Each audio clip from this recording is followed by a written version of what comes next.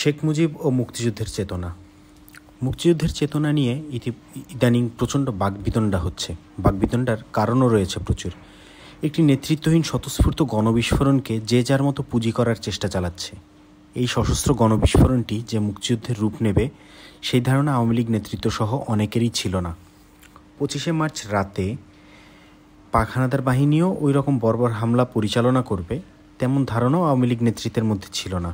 আওয়ামী লীগ নেতৃত্বের কোনো ধরনের কোনো প্রস্তুতিই ছিল না। তাদের মনে ছিল কেবল ক্ষমতা দখলের রঙিন স্বপ্ন ও প্রত্যাশা। তারা যখন নির্দ্বিধায় মন্তব্য করেন যে পাক সেনাবাহিনীর আক্রমণ ছিল আকস্মিক এবং অপ্রত্যাশিত, এই ধরনের মন্তব্যই কি প্রমাণ করে না যে তাদের মধ্যে যুদ্ধ চেতনা ছিল সম্পূর্ণভাবে অনুপস্থিত?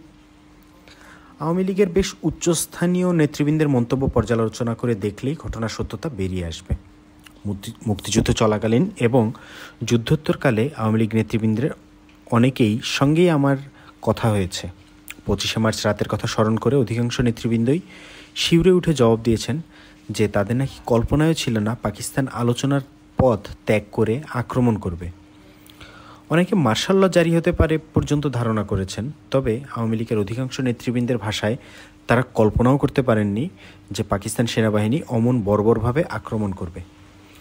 উপরোক্ত মন্তব্য থেকে এটা তো পরিষ্কার যে আওয়ামী লীগের শীর্ষস্থানীয় নেতৃবৃন্দের চেতনায় মুক্তিযুদ্ধের ধ্যান ধারণার কোনো অবস্থানই ছিল না।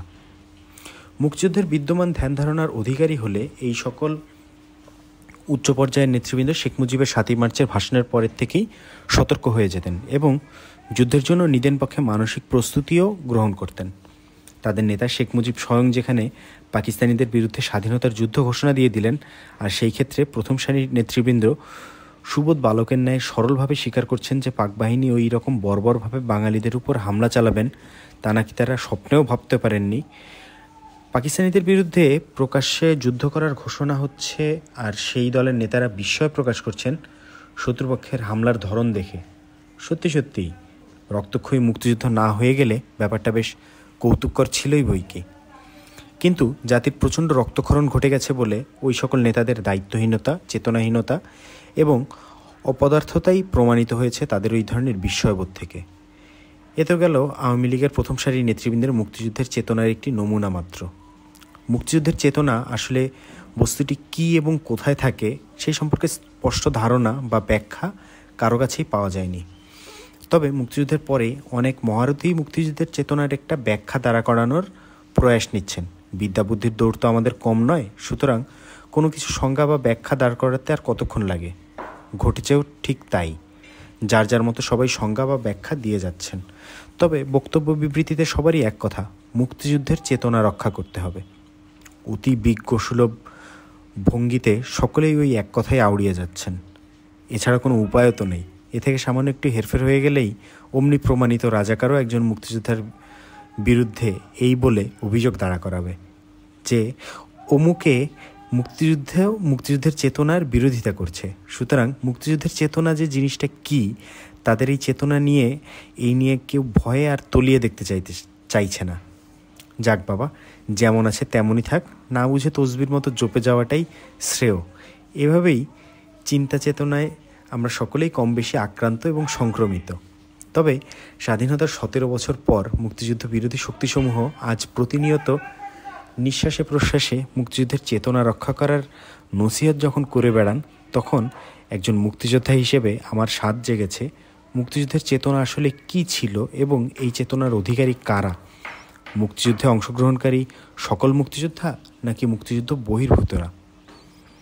মুক্তিযুদ্ধের চেতনার এটা কি সত্যি নির্দিষ্ট কোনো রূপরেখা ছিল বা আছে? সেই চেতনার ঐক্যই কি মুক্তিযুদ্ধের ঐক্যের ভিত্তি ছিল? স্বাধীনতা 17 বছর পর এই সকল তথ্যের প্রয়োজন মুক্তিযুদ্ধের অংশগ্রহণকারীদের জন্য না হলেও আমাদের ভবিষ্যৎ বংশধরদের জন্য তা অবশ্যই প্রয়োজন। এক্ষেত্রে সকল ধরনের সংকীর্ণতা পরিহার করে সততার সাথে এই প্রকৃত সত্য উদ্ঘাটিত করার মধ্য দিয়েই কেবল সম্ভব ভবিষ্যৎ বংশধরদের জন্য মুক্তিযুদ্ধের সঠিক চেতনা ও চিত্র রেখে যাওয়া। অন্যথায় বাঙালির অন্যতম শ্রেষ্ঠ কীর্তি 71-এর মুক্তিযুদ্ধ বিভিন্ন কালি কলম আর তুলির আঁচড়ে বিকৃত রূপ ধারণ করতে করতে একসময় ইতিহাসের পাতা থেকেই বিলীন হয়ে যাবে। মুক্তিযুদ্ধের একজন সেক্টর কমান্ডার হিসেবে আমি কেবল প্রয়াস চালাচ্ছি প্রকৃত সত্য জানতে ও বুঝতে। আমার জানা ও বোঝার মধ্যে ভুল ত্রুটি থাকতে পারে, কিন্তু তা হবে আমার অজ্ঞতারই কারণে, অসততার কারণে নয়। মুক্তিযোদ্ধার চেতনা এর ব্যাখ্যা আমার বর্তমান জ্ঞান ও চেতনার স্তরে পৌঁছে আমি যেভাবে দাঁড়া করাই তাতে কিছু এসে যায় না। তবে আজ থেকে 17 বছর পূর্বে মুক্তিযুদ্ধকে আমি কোন চেতনায় অনুভব করেছিলাম সেটাই হচ্ছে প্রধান কথা। আমার ব্যক্তিগত চেতনার কথা আমি পরেই বলবো। তবে মুক্তিযুদ্ধের একজন সেক্টর কমান্ডার হিসাবে আমি যুদ্ধের ময়দানে, কর্মক্ষেত্রে এবং আমার বিভিন্ন সংযোগের মাধ্যমে বাস্তবে যা দেখেছি, অনুভব করেছি, তা আমি আবেগ বিবর্জিতভাবেই এখানে তুলে ধরতে চাই। মুক্তিযুদ্ধের কোনো নির্দিষ্ট চেতনা ছিল না বলে আমাদের যাদের ধারণা, আমার মনে হয় তারা হয়তোবা মুক্তিযুদ্ধের বিরোধী শক্তি, না হয় তারা মুক্তিযুদ্ধে কোনোরূপ অংশগ্রহণ করা থেকেই বিরত ছিল, অথবা তারা মুক্তিযোদ্ধাদের ওই অংশ যারা বাধ্য হয়ে প্রাণ বাঁচানোর তাগিদে কিংবা সুবিধা অর্জনের লোভে মুক্তিযুদ্ধে নাম কাওয়াস্তে অংশগ্রহণ করেছে, অথবা তারা মুক্তিযুদ্ধের মধ্যে সচেতনভাবেই অনুপ্রবেশ করেছিল শত্রুপক্ষকে খবরাখবর দিয়ে সাহায্য সহযোগিতা করার জন্য। মুক্তিযুদ্ধের চেতনার নির্দিষ্ট রূপ যে ছিল না তা নয়, তবে সেই চেতনা সীমাবদ্ধ ছিল একটি বিশেষ মহলের মধ্যে, এবং তারা হচ্ছে তৎকালীন ছাত্র সমাজের সর্বাধিক সচেতন মহলেরও একটি ক্ষুদ্র অংশ বিশেষ করে বাংলাদেশ ছাত্রলীগের সেই অংশটি, যার নেতৃত্বে ছিলেন ছাত্রনেতা সিরাজুল আলম খান, আব্দুর রাজ্জাক, কাজী আরিফ প্রমুখ। এই অংশটির চিন্তা চেতনার সশস্ত্র সংগ্রামের মাধ্যমে পূর্ব পাকিস্তানকে পাকিস্তানি চক্র থেকে মুক্ত করে তোলার, এই অঞ্চলকে বাঙালির জন্য একটি স্বাধীন সমাজতান্ত্রিক রাষ্ট্র হিসেবে গড়ে তোলার স্বপ্ন ছিল। এর বাইরে যারা এই অঞ্চলকে সশস্ত্র সংগ্রামের মাধ্যমে মুক্ত করে স্বাধীন সার্বভৌম সমাজতান্ত্রিক রাষ্ট্র হিসেবে গড়ে তোলার সংগ্রামে লিপ্ত ছিলেন, তারা হচ্ছেন কমিউনিস্ট পার্টি মনি সিং, ন্যাপ মোজাফফর, ন্যাপ ভাসানীর একটি অংশ, মরহুম সিরাজ শিকদারের সর্বহারা পার্টি এবং আগরতলা ষড়যন্ত্র মামলার অভিযুক্ত কমান্ডার মোয়াজ্জেম সহ অন্যান্য কিছু ব্যক্তিবর্গ। এর বাইরে যে ছাত্র সমাজ বা রাজনৈতিক সংগঠন ছিল, তাদের জন্য মুক্তিযুদ্ধে অংশগ্রহণ করা ছিল গতানুগতিক দেশপ্রেমিকদের দায়িত্বস্বরূপ, মুক্তিযুদ্ধের উপরিউক্ত নির্দিষ্ট চেতনায় উদ্বুদ্ধ হয়ে নয়। মুক্তিযুদ্ধ অংশগ্রহণকারী দেশপ্রেমিক সেনাবাহিনী, পুলিশ, ইপিআর, আনসার, অন্যান্য চাকরিজীবী, ব্যবসায়ী ইত্যাদি মহলের ক্ষেত্রেও এই কথাটিই প্রযোজ্য। এদের মধ্যে আবার অনেকেই যুদ্ধে অংশগ্রহণ করেছে নিতান্তই বাধ্য হয়ে, প্রাণ বাঁচানোর তাগিদে। কেউ কেউ করেছে সুবিধা অর্জনের লোভ লালসায়, কেউ করেছে পদ যশ অর্জনের সুযোগ হিসেবে, কেউ করেছে তারুণ্যের অন্ধ আবেগ এবং উচ্ছ্বাসে, এবং কতিপয় লোক অংশগ্রহণ করেছে অ্যাডভেঞ্চারিজমের বশে। এই সকল ক্ষেত্রে দেশপ্রেম, নিষ্ঠা ও সততারও তীব্র তারতম্য ছিল, কারণ মুক্তিযুদ্ধে অংশগ্রহণ করেও যারা যুদ্ধ চলাকালীন অবস্থায় এবং যুদ্ধোত্তরকালে চুরি, ডাকাতি, ধর্ষণ করেছে, অপর বাঙালির সম্পদ লুপাট করেছে, বিভিন্ন রূপে প্রতারণা করেছে, ব্যক্তি শত্রুতার প্রতিশোধ নিয়েছে, তাদের কাছে মুক্তিযুদ্ধের সেই নির্দিষ্ট চেতনা যে সম্পূর্ণভাবে অজানা ছিল তাতে সন্দেহের কোনো অবকাশই নেই। তবে তাদের মধ্যে মুজিবপ্রীতি ছিল, মুক্তিযুদ্ধের চেতনা কিংবা আদর্শবোধ ছিল না। 71-এর মুক্তিযুদ্ধে অংশগ্রহণকারীদের মধ্যে এই ধরনের লোকেদের সংখ্যাই ছিল অধিক, যাদের মধ্যে কেবল শেখ মুজিবই ছিল চেতনা ও আদর্শের বিকল্প। তারা মুক্তিযুদ্ধের সেই সুনির্দিষ্ট চেতনার অভাবে মুক্তিযুদ্ধে এবং মুক্তিযুদ্ধের পরে অন্ধ আবেগের বশে বিভিন্নভাবে বাড়াবাড়ি করেছে এবং আজ পর্যন্ত বাড়াবাড়ি করে চলেছে। মুক্তিযুদ্ধ চলাকালীন অবস্থায় মুক্তিযুদ্ধের সেই সুনির্দিষ্ট চেতনার ধারাবাহিক বিকাশ ঘটানো সম্ভব হয়নি বলেই অধিকাংশ মুক্তিযোদ্ধাই জানত না তারা কোন লক্ষ্য অর্জনের স্বার্থে ওই রক্তক্ষয়ী যুদ্ধে অবতীর্ণ ছিল। মুক্তিযোদ্ধারা কেবল একটা কথাই জানত, পাকিস্তানি হানাদার বাহিনী সহ সকল অবাঙালিকেই পূর্ব পাকিস্তানি থেকে তাড়িয়ে দেশকে মুক্ত করতে হবে, পুনরায় বাপদাদার ভিটায় স্বাধীনভাবে ফিরে যেতে হবে। এর অধিক তারা আর কিছুই জানত না বা বুঝতো না। তারা এই কথাটিও জানত না বা বুঝতো না যে কেবল অস্থানীয় শোষক গোষ্ঠী বিতাড়িত হলেই দেশ ও জাতি শোষণহীন বা স্বাধীন হয় না। অস্থানীয় শোষকদের স্থানটি যে স্থানীয় শোষক এবং সম্পদলোভীদের দ্বারা অতি দ্রুত পূরণ হয়ে যাবে, এই বিষয়টি সাধারণ মুক্তিযোদ্ধাদের জ্ঞান বা বোধশক্তির বাইরে ছিল। এই সত্যটি কেবল তারা তখনই অনুভব করল যখন সদ্য স্বাধীন দেশে প্রত্যাবর্তন করে সরাসরি প্রত্যক্ষ করল শাসক আওয়ামী লীগ এবং তাদের অন্যান্য অঙ্গ সংগঠনগুলোর মধ্যে ক্ষমতা এবং সম্পদ ভাগাভাগি এবং লুটপাটের দৃশ্য এবং মহড়া।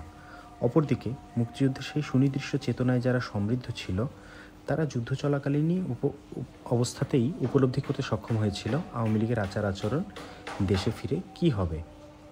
সুতরাং মুক্তিযুদ্ধের ওই চেতনাধারী সামাজিক এবং রাজনৈতিক শক্তিসমূহ স্বাধীনতা উত্তরকালে আর আওয়ামী লীগের সহযোগিতা করে চলতে তো পারেইনি, বরং স্বার্থপর এবং ভোগী আওয়ামী লীগের বিরোধী ভূমিকায় অবতীর্ণ হয়েছে। আর যারা মুক্তিযুদ্ধের ওই চেতনায় উদ্বুদ্ধ ছিল না বা হতেও পারেনি, তারা মুক্তিযুদ্ধের পরে চরমভাবে আশাহত হয়েই বাধ্য হয়েছে যার যার পুরনো সামাজিক অবস্থানে ফিরে গিয়ে অতৃপ্ত আত্মার মতো কেবল পরিতাপ ভোগ করতে।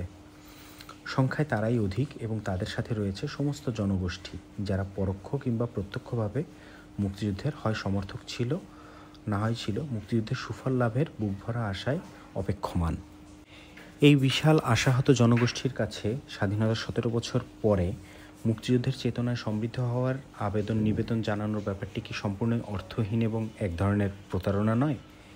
এই বিশাল জনগোষ্ঠী মুক্তিযুদ্ধের 17 বছর পরে পুনরায় সেই মুক্তিযুদ্ধের চেতনা অর্জনের কোনো প্রয়োজন বোধ করছে না, কারণ মুক্তিযুদ্ধে তারা তাদের সন্তান হারিয়েছে, পিতা হারিয়েছে, স্বামী হারিয়েছে, মা বোন কন্যা এবং স্ত্রী হারিয়েছে, ঘর বাড়ি সম্পদ হারিয়েছে আরও অনেক কিছু।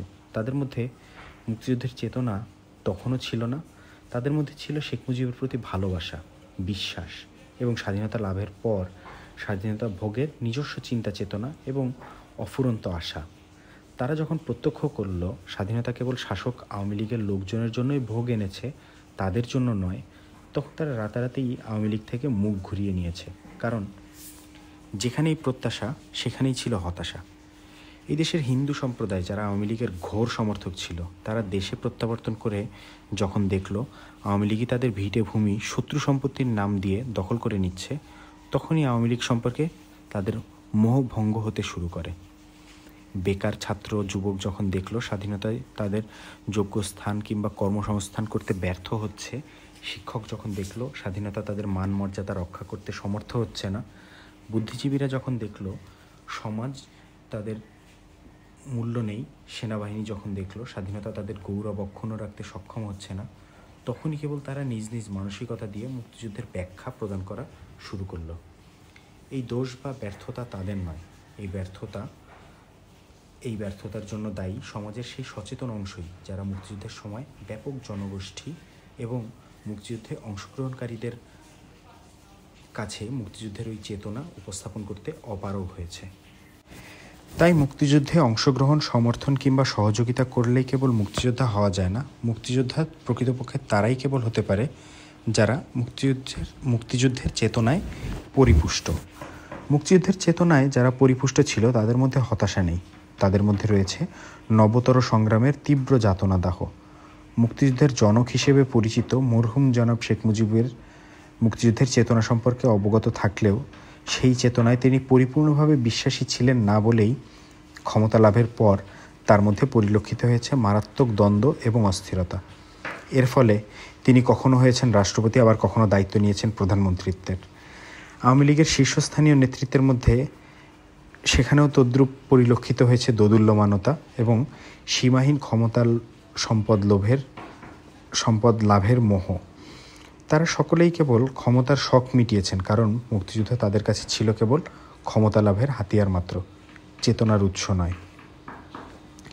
এর বাইরে রয়েছে জনগোষ্ঠীরই আর একটি বিশাল অংশ যারা আদর্শগতভাবে পাকিস্তানের পক্ষে থেকে ৭১-এর মুক্তিযুদ্ধের বিরুদ্ধে অবস্থান করেছে।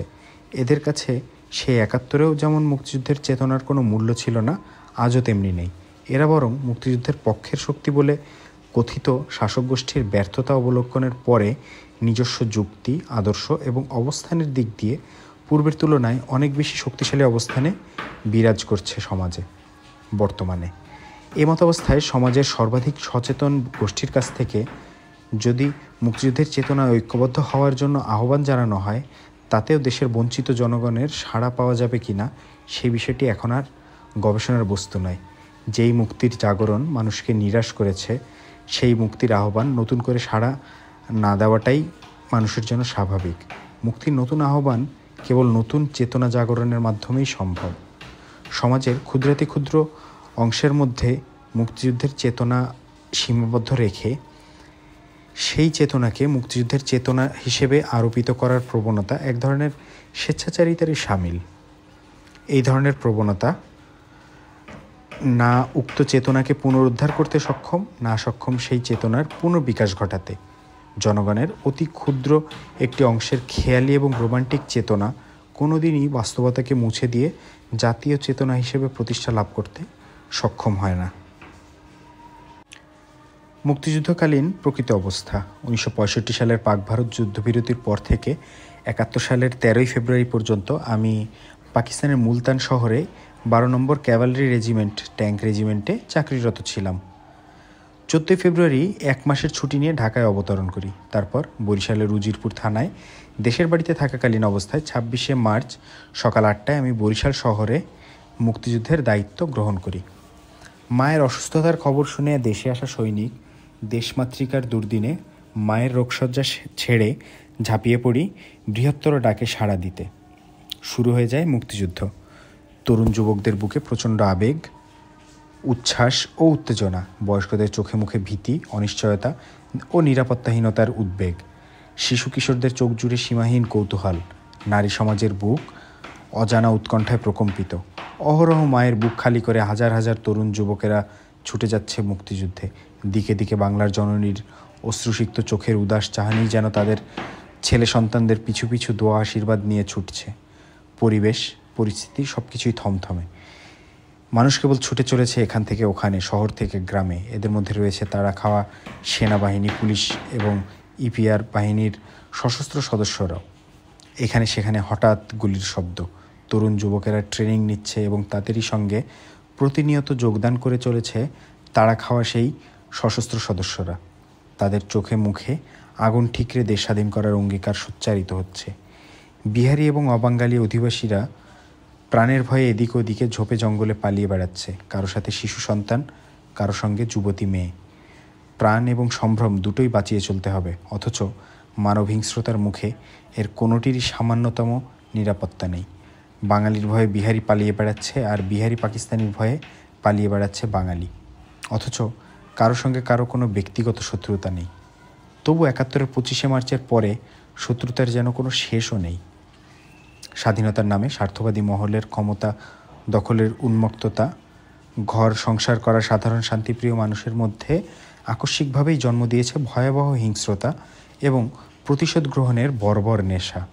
মানুষ মানুষের মধ্যকার স্বাভাবিক মানবতাবোধ ভিত্তিক যে সম্পর্ক, তার ছেদ ঘটেছে। সকলেই যুদ্ধং দেহি। পাকিস্তানি সেনাবাহিনী অতর্কিতে হামলা দিচ্ছে বিভিন্ন শহরে, বন্দরে। টার্গেট হচ্ছে তরুণ, যুবক, ছাত্র ও শ্রমিক সমাজ। সুন্দরী নারীরা বিশেষ টার্গেট রূপে বিবেচিত। শহরের বিভিন্ন ডাকবাংলোগুলোতে বিলাস ও অনাচারের জমজমাট পাক বাহিনীর আড্ডা। পচা গলিত লাশের চারিদিকে শেয়াল, কুকুর ও শকুনের ভিড়। রাতের গভীরে নির্যাতিত নারীর বুক ফাটা চিৎকার। বধ্যভূমিতে মেশিন ফায়ারের, ব্রাশ ফায়ারের ঠাঁ ঠাঁ শব্দ। নদীতে হামলাকারী গানবোটের বিকট উল্লাস। আবাল বৃদ্ধ বনিতার দলে দলে শরণার্থী রূপে বর্ডারে আহাজারি। তরিতে নৌকায় নদী পাড়ির সময় মাঝ নদীতে নৌকাডুবি। আপনজনদের হাহাকার, পঙ্গু অসহায়দের আর্তনাদ। বাতাসে বারুদের গন্ধ। মুক্তিযুদ্ধ চলছে, হাটবাজার জমছে না, ব্যবসা বাণিজ্যে ভাটা। মিল, ফ্যাক্টরি, কারখানাগুলো নীরব, শূন্য শূন্য। স্কুল, কলেজ ও ভার্সিটিগুলো নিস্তব্ধ। অফিস আদালতগুলো প্রাণহীন। আওয়ামী লীগের নির্বাচিত সংসদ সদস্যদের অনেকেই দেশের অভ্যন্তরে গা ঢাকা দিয়ে আছে। কিছু কিছু লোকজন বর্ডার অতিক্রম করে ভারতের নিরাপদ আশ্রয় গ্রহণ করেছে। সেনাবাহিনী থেকে ছুটে আসা তরুণ অফিসারদের নেতৃত্বে দেশের বিভিন্ন স্থানে গড়ে উঠেছে মুক্তিবাহিনীর ট্রেনিং শিবির। দলে দলে তরুণ ছাত্র যুবকেরা যোগ দিচ্ছে ট্রেনিং শিবিরে। সাহায্য সহযোগিতার হাত বাড়িয়ে দিয়েছে সর্বস্তরের সাধারণ জনগণ। দেশ শত্রুমুক্ত হবে, এটাই তাদের কামনা। পাকিস্তানি সেনাবাহিনী শত্রুপক্ষ হিসেবে চিহ্নিত হয়ে গেছে। 17 এপ্রিল মুজিবনগরে স্থাপিত হলো স্বাধীন বাংলাদেশ বেতার কেন্দ্র থেকে 4 সদস্য বিশিষ্ট একটি মন্ত্রিসভার ঘোষণা করা হয়।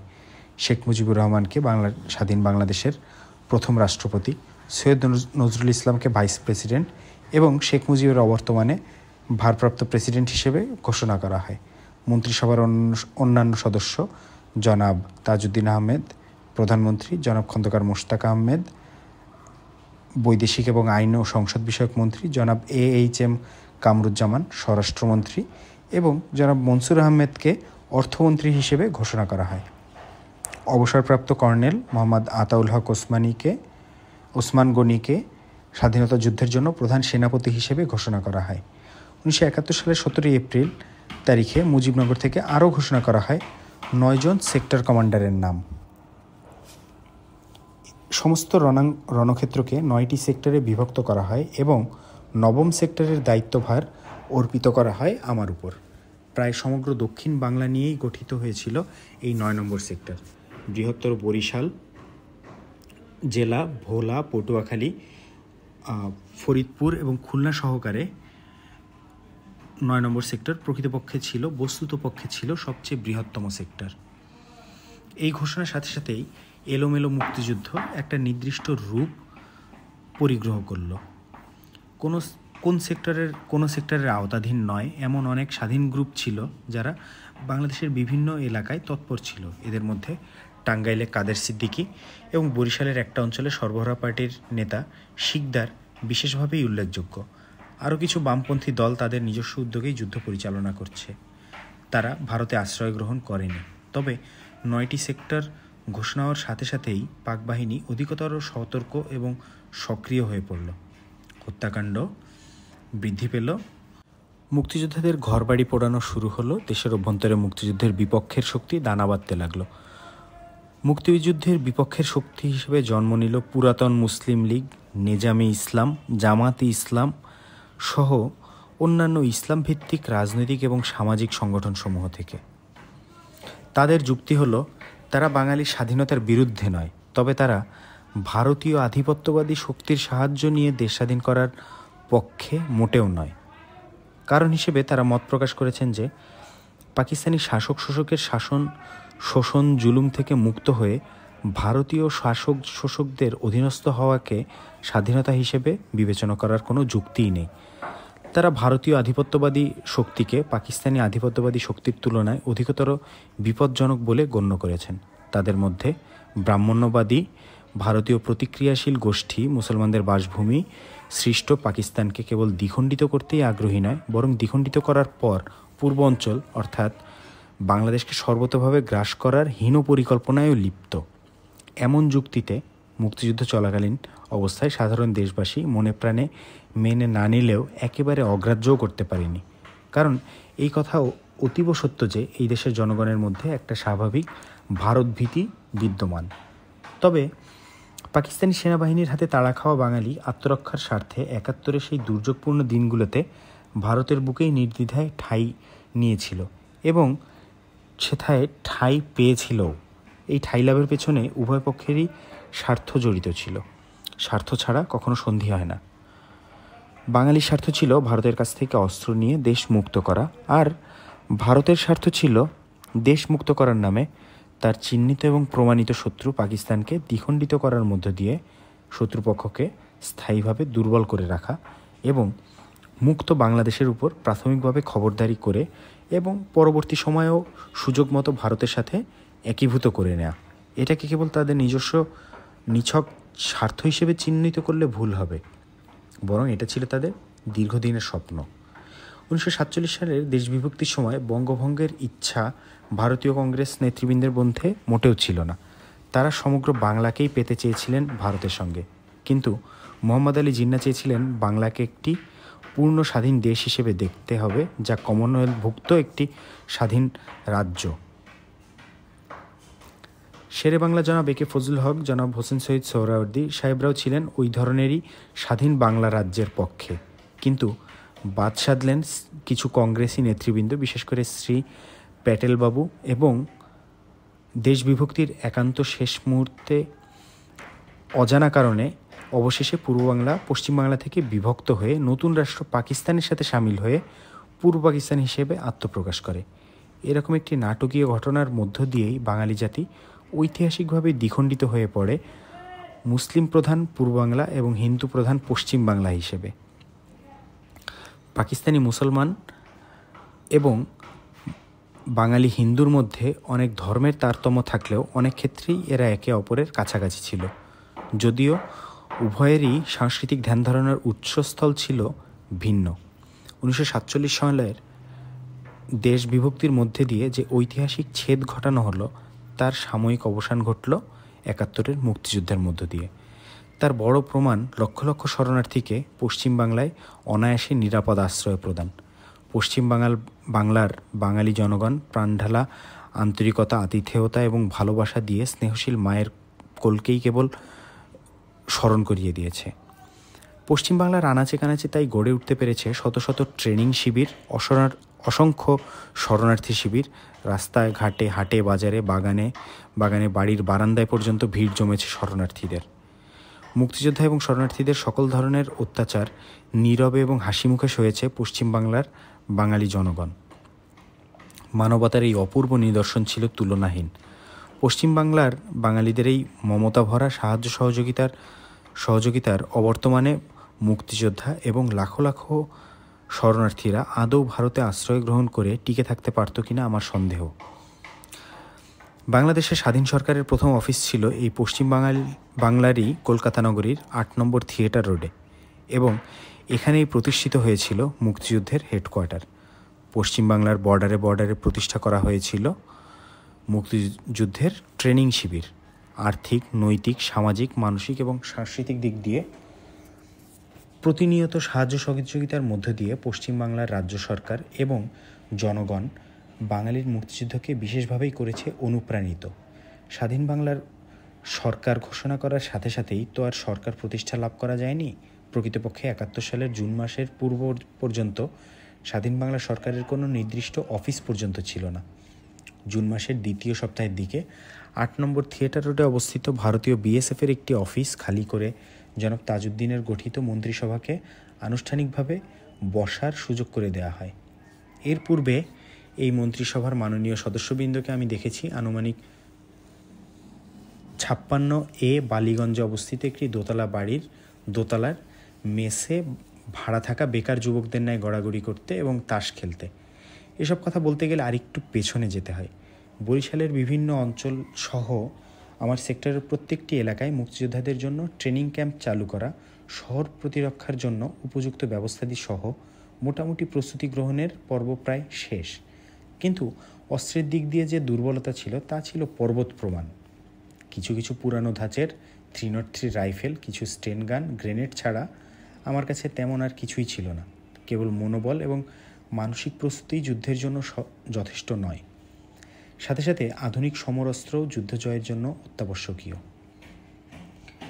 অস্ত্র সংকট আমাকে সবসময় ভাবিয়ে তুলত।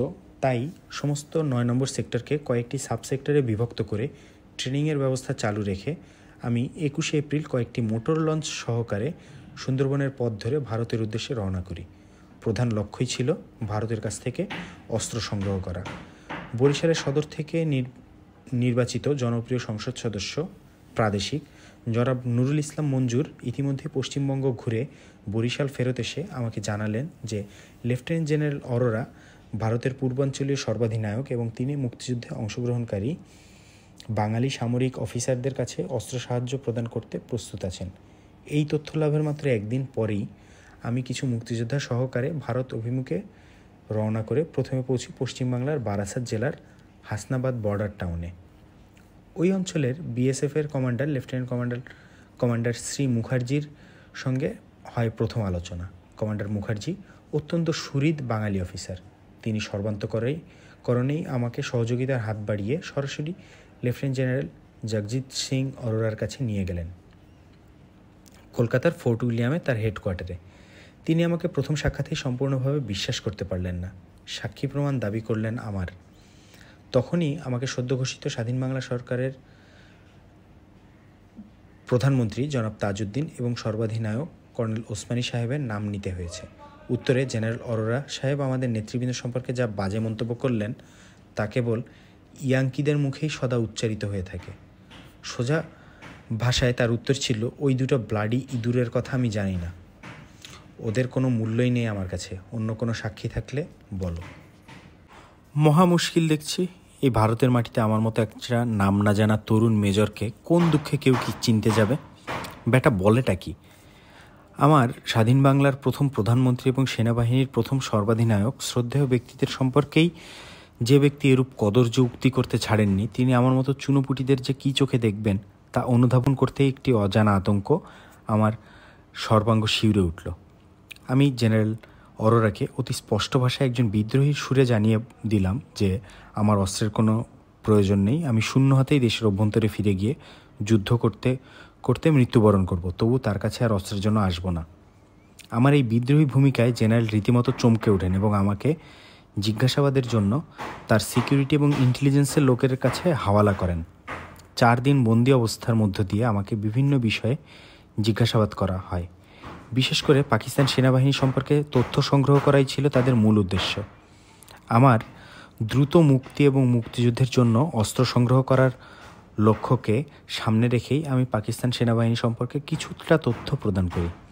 পূর্বাঞ্চলের chief of staff general Jacob আমার দেওয়া তথ্য বিশেষ প্রয়োজনীয় মনে করেন এবং আমাকে যে কোনো ধরনের অস্ত্রপাতি যোগান দেওয়ার আশ্বাসও প্রদান করেন। এইভাবেই কলকাতার সেই ব্রিটিশ রচিত দুর্গ ফোর্ট উইলিয়ামসের অন্ধকূপ থেকে আমি মুক্তি পেয়ে জনাব তাজউদ্দিন সাহেবের সাথে দেখা করতে যাই। দেশের সাধারণ শান্তিপ্রিয় জনগণকে হিংস্র দানবের মুখে ঠেলে দিয়ে কলকাতার বালিগঞ্জের আবাসিক এলাকায় একটি দ্বিতল বাড়িতে বসে প্রধানমন্ত্রী তার মন্ত্রিসভা সহকারে খন্দকার মোস্তাক বাদে নিরাপদে তাস খেলছিলেন দেখে আমি সেই মুহূর্তে কেবল বিস্মিতই হইনি, মনে মনে বলেছিলাম, ধরনী দ্বিধা হও। ধরেন সেদিন দ্বিধা না হলেও আমি কিন্তু সেদিন থেকেই আওয়ামী লীগ নেতৃত্বের প্রতি চরমভাবে আস্থাহীন এবং বীতশ্রদ্ধ হয়ে পড়েছি। এর ফলাফল ব্যক্তিগতভাবে আমার জন্য মঙ্গলজনক না হলেও আমি আমার সকল ক্ষতিকে নীরবে মাথা পেতে নিয়েই আওয়ামী লীগের এই দায়িত্বহীন, উদাসীন এবং শৌখিন মেজাজ সম্পন্ন নেতৃত্বের বিরুদ্ধে আপোষহীন সংগ্রাম অব্যাহত রাখার জন্য অঙ্গীকারাবদ্ধ হয়ে পড়েছিলাম। দেশ ও জাতির স্বার্থে বাস্তবে আমি করেছিও তাই। বাংলাদেশের রাজনৈতিক ইতিহাসই তার সাক্ষী। যেই জাতির নির্বাচিত প্রতিনিধিবৃন্দ জনগণকে যুদ্ধের লেলিহান শিখার মধ্যে নিক্ষেপ করে কোনো নিরাপদ আশ্রয়ে বসে বেকার অলস যুবকদের মতো তাস খেলায় মত্ত হতে পারে, সেই জাতির দুর্ভাগ্য সহজে মোচন হওয়ার মতো নয়। মুক্তিযুদ্ধের ইতিহাসে আওয়ামী লীগ নেতৃত্বের এই আচরণের ভুরি ভুরি নমুনা রয়েছে। যুদ্ধকালীন অবস্থায় তাদের আরামায়েশী জীবনধারা কলকাতাবাসীদেরকে করেছে হতবাক। ব্যক্তিজীবন পদ্ধতিতে সীমাহীন লোভলালসার কারণে আশ্রয়দানকারী ভারত কর্তৃপক্ষ আওয়ামী লীগ নেতৃত্বের দুর্বলতাসমূহ অতি সহজেই নির্ণীত করে নিয়েছে এবং তাদের ভোগবিলাসে কোনোরূপ বাধা প্রদান করা থেকে বিরত থেকেছে। এই ব্যাপারে ভারতীয় কর্তৃপক্ষের ঔদার্য আমাদের মুক্তিযুদ্ধের ইতিহাসকে উত্তরোত্তর কলঙ্কময় করে তুলতে সহায়তা করেছে। অপরদিকে কলকাতার 8 নম্বর থিয়েটার রোডে স্বাধীন বাংলাদেশের অফিস থাকলেও ক্ষমতার সকল উৎসই ছিল ভারতীয় কর্তৃপক্ষ। স্বাধীনতা যুদ্ধের সর্বাধিনায়ক কর্নেল ওসমানী সাহেব একজন সম্মানিত বন্দির জীবনযাপন করা ব্যতীত আর তেমন কিছুই করার ছিল না তার। সেক্টর পরিদর্শন করা তো দূরের থাক, তার তরফ থেকে লিখিত নির্দেশও তেমন কিছু পৌঁছাতে পারত না সেক্টর কমান্ডারদের কাছে। ভারতীয় কর্তৃপক্ষ মুক্তিযোদ্ধাদের অস্ত্র সরবরাহ করার কোনো আগ্রহ প্রদর্শন করেছে তার তুলনায় অধিকতর উৎসাহ এবং আগ্রহ প্রদর্শন করেছে তথ্য সংগ্রহ করার ক্ষেত্রে। বাংলাদেশের মুক্তিযোদ্ধাদের হাতে অস্ত্র প্রদান নয়, পাকিস্তান সেনাবাহিনী এবং বাংলাদেশ সম্পর্কে জরুরি তথ্য সংগ্রহই ছিল যেন ভারতীয় কর্তৃপক্ষের মূল উদ্দেশ্য। তাদের এই ধরনের আচরণই তাদের গোপন লালসা পূরণের নীল নকশা তৈরি করার ইঙ্গিত প্রদান করছে। আমার এই সন্দেহ সত্য প্রমাণিত হতে খুব বেশি সময়ের প্রয়োজন হয়নি। ভারতে মুক্তিযুদ্ধের ট্রেনিং শিবির। 25শে মার্চের পাকিস্তানি হামলার পর থেকে বাংলাদেশের বিভিন্ন স্থানে স্বতঃস্ফূর্তভাবে গড়ে ওঠা মুক্তিযুদ্ধের বিভিন্ন ট্রেনিং শিবিরগুলো পাকিস্তানি বাহিনীর অব্যাহত হামলার মুখে ধীরে ধীরে বিচ্ছিন্ন হয়ে পড়ে। মুক্তিযোদ্ধারাও পাল্টা হামলার ধারা পরিচালনা করতে করতে এক পর্যায়ে বর্ডার অতিক্রম করে ভারতের মাটিতে আশ্রয় নিতে থাকে। অপরদিকে হাজার হাজার তরুণ ছাত্র যুবক দলে দলে ছুটে যেতে থাকে ভারতে। এভাবেই গড়ে ওঠে ভারতে মুক্তিযুদ্ধের ট্রেনিং শিবির। মে মাসের শেষের দিকে তরুণ যুবকের দল ভারতমুখী হয়ে ওঠে। এর পূর্বে তেমন কোনো প্রাণচাঞ্চল্য লক্ষ্য করা যায়নি। এই মে মাসের মাঝামাঝি সময়ে আমি প্রথম ক্যাম্প প্রতিষ্ঠা করি ইছামতি নদীর ভারতীয় পাড় ঘেঁষে হাসনাবাদ বন্দরে। হিঙ্গলগঞ্জ এবং ধীরে ধীরে ট্রেনিং শিবির সম্প্রসারিত হতে হতে জুলাই মাসের শেষে সর্বমোট 11টি শিবিরে পরিণত হয়। পশ্চিমবঙ্গের বসিরহাট মহকুমার সর্বত্রই ছিল ট্রেনিং শিবিরগুলো। ছড়িয়ে ছিটিয়ে। জুন জুলাইয়ের মধ্যে হাজার হাজার তরুণ যুবকের প্রচণ্ড ভিড় জমতে থাকে এসব জায়গায়। সমগ্র পশ্চিমবঙ্গের বর্ডার এলাকা মুক্তিযুদ্ধের জন্য তীর্থস্থানে রূপান্তরিত হয়ে ওঠে। যে কোনো তীর্থযাত্রীদের তুলনায় তারা ছিল ত্যাগী এবং নিবেদিত, একেবারেই সহায় সম্বলহীন। কারো সঙ্গে অতি সামান্য পুটলি, কারো সঙ্গে কেবল লুঙ্গি গামছা, কারো তাও নেই। অধিকাংশ যুবকই কেবল প্রাণটা নিয়ে পালিয়ে এসেছে। পথিমধ্যে পাকিস্তানি বাহিনী দ্বারা আক্রান্ত হয়ে রক্তভেজা কাপড়ে আহত দেহ নিয়ে কোনো মতে হুমড়ি খেয়ে এসে পড়েছে পশ্চিমবাংলার বর্ডার এলাকায়। শত্রুর অব্যাহত তাড়া, অর্ধাহার, অনাহারে একটানা পথ চলার মধ্য দিয়ে এই সকল তরুণ জন্মভূমির ভিটেমাটি ছেড়ে ক্লান্ত শ্রান্ত অবস্থায় এসে গড়িয়ে পড়েছে মুক্তিযুদ্ধের তীর্থস্থান পশ্চিমবাংলায়। অনিশ্চিত ভবিষ্যতের মায়াজালে আত্মসমর্পণ করেছে তারা, অত্যন্ত অনিশ্চিতভাবেই। অপূর্ব সেই দৃশ্য, অতুলনীয় সেই আত্মসমর্পণ। যুগভেরির অদৃশ্য আহ্বানে সাড়া দিয়েছে একটি জাতির যুব চেতনা। জাগ্রত চেতনার এই লেলিহান শিখা বিশ্বের যে কোনো স্বৈরশক্তির ভিত পুড়িয়ে ছারখার করে দিতে সমর্থ, সেই তথ্য আমি ইতিহাসের পাতায় বহুবার পড়েছি। তাই তরুণ যুবকদের ভিড় যত বৃদ্ধি পেতে লাগলো, ততই আমি আশাবাদী হয়ে উঠলাম মুক্তিযুদ্ধের বিজয় সম্পর্কে। মনে প্রাণে ধন্যবাদ জ্ঞাপন করতে শুরু করলাম পাকিস্তানি হানাদার বাহিনীকে। তারা যদি অত্যাচারের এবং নির্যাতনের মাত্রা না বাড়িয়ে দিত, তাহলে পূর্ব বাংলার তরুণ সমাজ মুক্তিযুদ্ধে কতটা সাড়া দিত সেই সন্দেহ অনেকের মাঝেই আছে। কারণ একটি ঘুমন্ত জাতিকে বেয়োনেটের খোঁচায় জাগিয়ে তোলার জন্য হানাদার বাহিনীর কৃতিত্ব একেবারেই কম নয়। ভেতো বলে ঘৃণিত একটি জাতি রাতারাতি যে কোনো মার্শাল রেস বা যোদ্ধা জাতির ন্যায় সগর্বে দাঁড়িয়ে যাওয়ার দৃশ্য, এটাতে পাকিস্তানি কর্তৃপক্ষ কেবল আহাম্মকি বনে যায়নি, দারুণভাবে ভীত ও সন্ত্রস্ত হয়ে পড়েছিল। বাঙালি জাতির ইতিহাসই যে হচ্ছে যুদ্ধের ইতিহাস, সেই কথা জানা থাকলে হানাদার বাহিনী বেয়োনেট নিয়ে খোঁচাতে যেত না, বা খোঁচাতে আসলে যেত কিনা সেটা সন্দেহ। কারণ একটি জাতি কেবল বেয়োনেটের আচমকা খোঁচাতেই রাতারাতি যোদ্ধা জাতিতে পরিণত হয়ে যায় না। যুদ্ধের চেতনার সক্রিয় উপস্থিতি একটি জাতিকে যোদ্ধা জাতি হিসেবে আত্মবিকাশ লাভে সহায়তা করে। পাকিস্তানি বাহিনীর আচমকা আক্রমণ বাঙালি জাতির আত্মবিকাশের ধারাকে কেবল ত্বরান্বিত করেছে। আর তাই তো তীর্থযাত্রীদের ন্যায় ছুটেছে তরুণ যুবক অস্ত্রের সন্ধানে। বর্ডার অতিক্রম করতে সক্ষম হলেই ট্রেনিং ক্যাম্পের সন্ধান লাভ। সুতরাং চলো চলো বর্ডার চলো স্লোগানের মধ্যে দিয়ে দিনরাত ছুটে চলেছে মুক্তিপিপাসু কিশোর, তরুণ, যুবক। মায়ের স্নেহের বাঁধনের চেয়েও নিরাপদ মনে হয়েছে অস্ত্র শিক্ষা। তাই সকল স্নেহের বাঁধন ছেড়ে দিতে দেরি হয়নি, তেমনি দেরি হয়নি অস্ত্র শিক্ষা গ্রহণ করতে। মুক্তিযুদ্ধের ট্রেনিং শিবিরগুলো পাকিস্তান সেনাবাহিনী থেকে বিদ্রোহ করা বাঙালি তরুণ ক্যাপ্টেন, মেজর পদের অফিসার দিয়েই শুরু হয়। অনেক ক্ষেত্রে নন কমিশন অফিসার, নায়েক এবং হাবিলদাররাও প্রশংসাজনক উদ্যোগ নিয়ে ট্রেনিং শিবিরগুলো অতি কষ্টে দাঁড় করিয়েছে। কোনো ঊর্ধ্বতন মহলের নির্দেশ ব্যতিরেকেই এই দুরূহ কাজটি সম্পন্ন হয়েছে। কিছু ক্ষেত্রে ব্যতিক্রম ছাড়া আওয়ামী লীগের নেতৃবৃন্দ মুক্তিযোদ্ধাদের ট্রেনিং শিবির স্থাপনের ব্যাপারে কোনো অবদান রাখতেই সক্ষম হয়নি। এই ট্রেনিং শিবিরগুলোই মূলত মুক্তিযুদ্ধের প্রাতিষ্ঠানিক রূপ নেয়ার ক্ষেত্রে নিউক্লিয়াস বা প্রাণকেন্দ্র হিসেবে কাজ করেছে। এই কৃতিত্বের দাবিদার ওই সকল দেশপ্রেমিক বাঙালি আর্মি অফিসার এবং ব্যক্তিবর্গ যারা সব রকমের ঝুঁকি নিয়ে মুক্তিযুদ্ধের নিউক্লিয়াস গড়ে তুলতে সক্ষম হয়েছিলেন। এই ক্ষেত্রে বাংলাদেশের ছাত্রলীগের খানিকটা ভূমিকা থাকলেও তা আশানুরূপ ছিল না। তবে আওয়ামী লীগ নেতৃত্ব চূড়ান্ত ব্যর্থতার পরিচয় দিয়েছে। এমনকি পশ্চিমবাংলার নিরাপদ এলাকায় ট্রেনিং শিবির গড়ে ওঠার পরেও আওয়ামী লীগ নেতৃবৃন্দকে ট্রেনিং শিবিরের আশেপাশেও দেখা যায়নি। তবে এর ব্যতিক্রম যারা ছিলেন তাদের সংখ্যা খুবই সীমিত। আওয়ামী লীগ নেতৃত্বের এই ব্যর্থতার কারণ হিসেবে অনেকে বলে থাকেন যে বেচারারা বিচ্ছিন্নভাবে যেভাবে যে পেরেছে বর্ডার অতিক্রম করার ফলে পশ্চিমবাংলায় গিয়ে একরকম কক্ষচ্যুত নক্ষত্রের ন্যায়ই এখানে ওখানে ছোটাছুটি করেছেন দীর্ঘদিন। তাদের নাকি নিজেদেরই কোনরূপ অবস্থান ছিল না, কি করেই বা যুদ্ধের খবর নেবে। কথাগুলোতে বেশ যুক্তি আছে, তবে অতটা জোরালো নয়। বেনিফিট অফ ডাউট বা সন্দেহের সুযোগ দিতে আওয়ামী লীগ নেতৃবৃন্দ যে মোটেও কার্পণ্য করেননি তার ভুরি ভুরি প্রমাণ পেয়েছি যখন তাদেরকে দেখেছি কলকাতার অভিজাত এলাকায় হোটেল রেস্টুরেন্টগুলোতে জমজমাট আড্ডায় ব্যস্ত অবস্থায়। একাত্তরে সেই গভীর বর্ষণমুখর দিনে রাতে কলকাতার অভিজাত রেস্টুরেন্টগুলোতে বসে গরম গরম কফির কাপে চুমুক দিতে দিতে হাঁটুতক কাদা জলে ডুবন্ত মুক্তিযুদ্ধের ট্রেনিং শিবিরগুলোতে অবস্থানরত হাজার হাজার তরুণের বেদনাহত চেহারা তারা একবারও দেখেছে কি না তা আমার আজও জানতে ইচ্ছা করে। কলকাতার পার্ক স্ট্রিটের অভিজাত নাইট ক্লাবগুলোতে বিয়ার হুইস্কি পানরত আওয়ামী লীগ নেতৃত্বের মনোমুকুরে একবারও কি ভেসে উঠেছে সেই গুলিবিদ্ধ কিশোর কাজলের কথা, যে মৃত্যুর পূর্বক্ষণ পর্যন্ত চিৎকার করে ঘোষণা করেছে জয় বাংলা? আমার জানতে ইচ্ছা করে আরও অনেক কিছু, কিন্তু জানতে ইচ্ছা করলেই তো আর জানা যায় না। ভারতে অবস্থানকালে আওয়ামী লীগ নেতৃত্বের অনেক কিছুই জানতে চেয়েছিলেন স্বনামধন্য সাহিত্যিক এবং চিত্রনির্মাতা কাজী জহির রায়হান। তিনি জেনেছিলেন অনেক কিছু, চিত্রায়িতও করেছিলেন অনেক দুর্লভ দৃশ্যের, কিন্তু অত সব জানতে বুঝতে গিয়ে তিনি বেজায় অপরাধ করে ফেলেছিলেন। স্বাধীনতার উষালগ্নেই তাকে সেই অনেক কিছু জানার অপরাধেই প্রাণ দিতে হয়েছে বলে অনেকেরই ধারণা।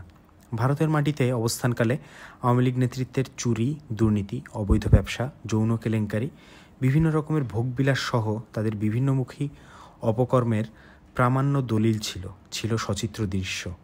আওয়ামী লীগের অতি সাধের মুক্তিযুদ্ধের বিরুদ্ধে কাজী জহির রায়হানের এত বড় অপরাধকে স্বার্থান্বেষী মহল কোন যুক্তিতে ক্ষমা করতে পারে? তাই বেঁচে থেকে স্বাধীনতার পরবর্তী রূপ দেখে যাওয়ার সুযোগ হয়নি তার।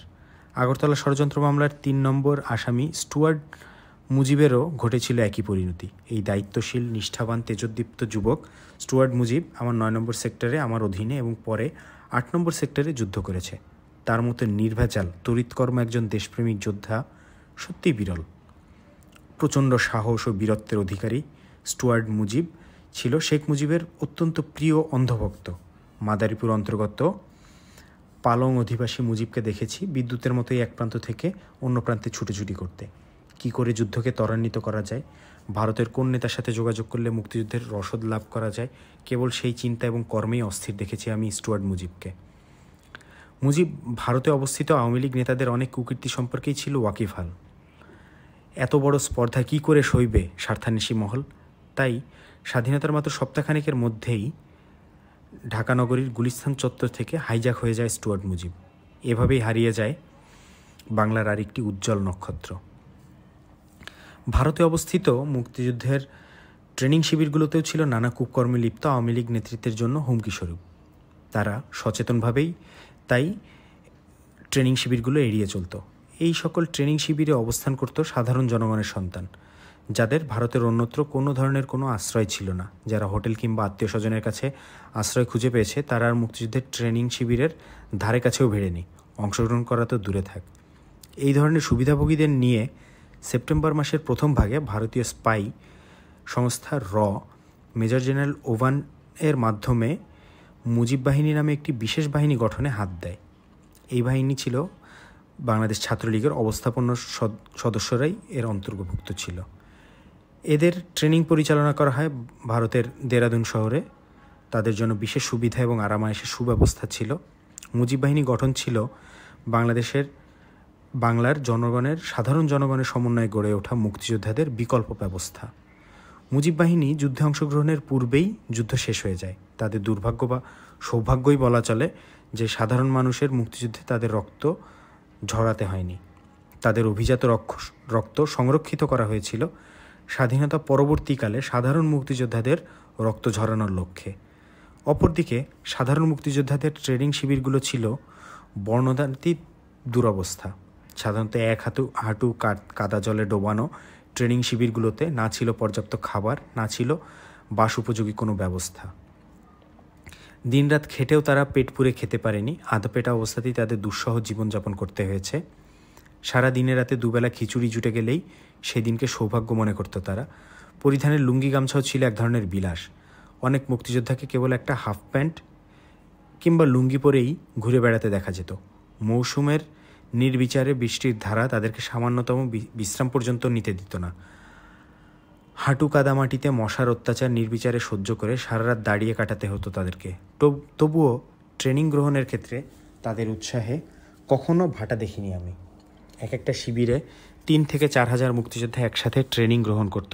প্রত্যেকটা শিবিরই ছিল পরিপূর্ণ। কোনো বাধা বিপত্তি কিংবা কোনোরূপ অসুবিধেই তাদেরকে অস্ত্রশিক্ষা গ্রহণ করা থেকে দূরে সরিয়ে রাখতে পারেনি। অসংখ্য মাসুম কিশোরকেও দেখেছি সোল্লাসে ট্রেনিংয়ে অংশগ্রহণ করতে।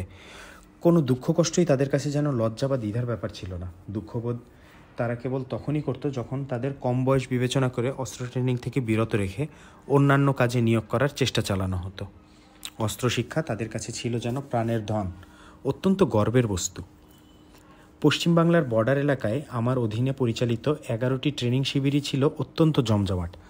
আগরতলা ষড়যন্ত্র মামলার 4 নম্বর আসামি জনাব সুলতানুদ্দিন আহমেদ একজন দক্ষ নেভাল কমান্ডো শিক্ষক হিসেবে এই সকল ট্রেনিং শিবিরগুলো সরাসরি অত্যন্ত দক্ষতার সাথেই পরিচালনা করেছেন।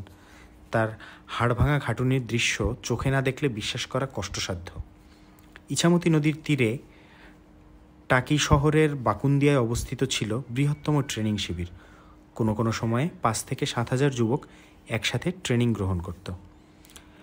এই সকল শিবির প্রথমে আমার পরিপূর্ণ তত্ত্বাবধানেই গড়ে ওঠে। প্রথম ভাগে ভারতীয় বর্ডার ফোর্স বিএসএফের মাধ্যমে কিছু কিছু রসদ এবং খাদ্য সরবরাহ করার ব্যবস্থা ছিল। পরবর্তীকালে ভারতীয় সেনাবাহিনী ব্যাটেল পজিশন নেয়ার পরে সেনা ইউনিট থেকে রেশন নিয়মিতভাবে দেওয়া হতো, কিন্তু সেই রেশন ছিল নিতান্তই অপ্রতুল, কারণ দিনরাত 24 ঘন্টায় শত শত নতুন যুবক ট্রেনিংয়ের জন্য হাজির হতো। সুতরাং প্রাপ্ত রেশন সবসময় শেয়ার করে চলতে হতো নবাগতদের সঙ্গে। বেসরকারি এবং স্বেচ্ছাসেবকমূলক সংস্থাগুলো প্রভূতভাবে সাহায্য করেছে বলে হাজার হাজার যুবক অনাহারজনিত কারণে মৃত্যু থেকে রক্ষা পেয়েছে। মানবতাবাদী ওই সকল স্বেচ্ছাসেবী সংস্থাগুলোর অবদান অতুলনীয় এবং আমাদের মুক্তিযুদ্ধের ইতিহাসে চিরস্মরণীয়। স্বাধীনতার 17 বছর পর আমার এখনও অতি স্পষ্টভাবে মনে আছে পশ্চিমবাংলার হামড়া অঞ্চলের প্রধান শ্রী পি.কে. রায়ের কথা, যিনি অকাতরে প্রচুর খাদ্য, তাঁবু এবং নগদ অর্থসহ বিভিন্নভাবে সাহায্য সহযোগিতা করেছেন মুক্তিযুদ্ধে। এক সময় এই বাংলার ফরিদপুরবাসী পি.কে. রায়ের চোখে দেখেছি মমতাপূর্ণ অনুভূতির স্পষ্ট ছাপ। ছিলেন হাওড়ার শ্যামুয়েল সরকার। তিনি প্রাণভরা উচ্ছ্বাস আবেগ নিয়ে এক এক সময় মুক্তিযোদ্ধাদের দুরবস্থা দেখে কেঁদেই দিতেন। ট্রাক বোঝাই করে খাদ্যদ্রব্য, তাঁবু, টার্পলিন নিয়ে হাজির হতেন মুক্তিযোদ্ধাদের শিবিরে। ছিলেন দক্ষিণ ভারতের মিস্টার মনুভাই বিমানী। চার্চিলের মতো একখানা দেহ টেনেও তিনি মুক্তিযুদ্ধের শিবিরে শিবিরে ছায়ার মতোই ঘুরে বেড়াতেন সাহায্য সহযোগিতা সহকারে। আরও দেখেছি ডক্টর ত্রিগুণা সেনকে, অরুণা আসফ আলীকে, ব্যারিস্টার জে.পি. মিটার এবং শিশির বোস সহ আরও অনেক খ্যাতনামা ভারতীয় সন্তানদের, যারা উন্মত্তের মতোই ছুটে ফিরতেন মুক্তিযুদ্ধের এক শিবির থেকে অপর শিবিরে। তাদের চোখে মুখে যেন অব্যক্ত বেদনা এবং উদ্বেগ প্রত্যক্ষ করেছি। তার শতকরা 1% পরিমাণ বেদনা উদ্বেগও আমি আওয়ামী লীগের নেতৃত্বের চেহারায় কখনোই দেখতে পাইনি। পশ্চিমবাংলার সিপিএম নেতা শ্রী জ্যোতি বসুর সাথে সাক্ষাৎকারকালে আমি তার মধ্যে লক্ষ্য করেছি গভীর উদ্বেগ, কিন্তু সেই ধরনের উদ্বেগ সম্পূর্ণভাবে অনুপস্থিত ছিল ভারতের নিরাপদ আশ্রয়ে অবস্থিত আওয়ামী লীগ নেতৃত্বের ভোগ্রত চেহারায়। নেতৃত্বের এই সীমাহীন দায়িত্বহীনতা এবং সচেতন প্রতারণামূলক আচরণ মুক্তিযোদ্ধাদের ভোগান্তি অনেক গুণে বৃদ্ধি করেছে। তারা সচেতনভাবেই যেমন এড়িয়ে চলেছেন মুক্তিযুদ্ধের শিবিরগুলো, তেমনিভাবে এড়িয়ে চলেছেন শরণার্থী শিবিরগুলো। তবে মুক্তিযোদ্ধা এবং শরণার্থীদের নামে আওয়ামী লীগ নেতৃবৃন্দ ভারতের বিভিন্ন সম্পদশালী ব্যক্তি, গোষ্ঠী এবং সংস্থাসমূহ থেকে প্রচুর পরিমাণে অর্থ সম্পদ, মালামাল সংগ্রহ করেছেন, এ কথা সকলেরই জানা। কিন্তু সংগৃহীত সাহায্যের যৎকিঞ্চিৎ ব্যতীত আর কিছুই পৌঁছায়নি মুক্তিযোদ্ধা কিংবা শরণার্থী শিবিরে। সে সংগৃহীত অর্থে বিভিন্ন ভারতীয় ব্যাংকে আওয়ামী লীগ নেতাদের নামে বেনামে যে মোটা অঙ্কের টাকা জমা হয়েছিল, তার ইতিহাস ভারতীয় কংগ্রেস নেতৃত্বেরও মোটেও অজানা নয়। যুদ্ধরত অবস্থায় দেশ ও জাতিকে ধ্বংসের মুখোমুখি হতে দেখেও যারা ভারতের মাটিতে ভাগ্যোন্নয়নে মত্ত ছিলেন, তারাই আবার মুক্তিযুদ্ধের নেতৃত্ব দাবি করেন, তখন ইতিহাস হয়তো মুচকি হেসে প্রচণ্ড কৌতুক বোধ করে বলে, আমার বিশ্বাস। শরণার্থী শিবির থেকে অসহায় হিন্দু মেয়েদের কলকাতা শহরে চাকরি দেওয়ার নাম করে সেই আশ্রয়হীনা যুবতীদেরকে যারা কলকাতায় বিভিন্ন হোটেলে নিয়ে যৌন তৃষ্ণা মেটাতে বিবেক দংশন বোধ করেননি, তারা বাঙালি মুক্তিযুদ্ধের নেতা হবেন না তো আর কে বা কারা হবে? হানাদার পাক বাহিনীর সুযোগ্য উত্তরসূরি তো একমাত্র তারাই, আওয়ামী লীগ নেতৃবৃন্দ।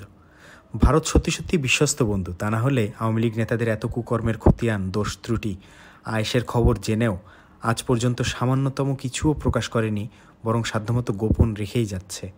এটা একেবারে কম কথা নয়।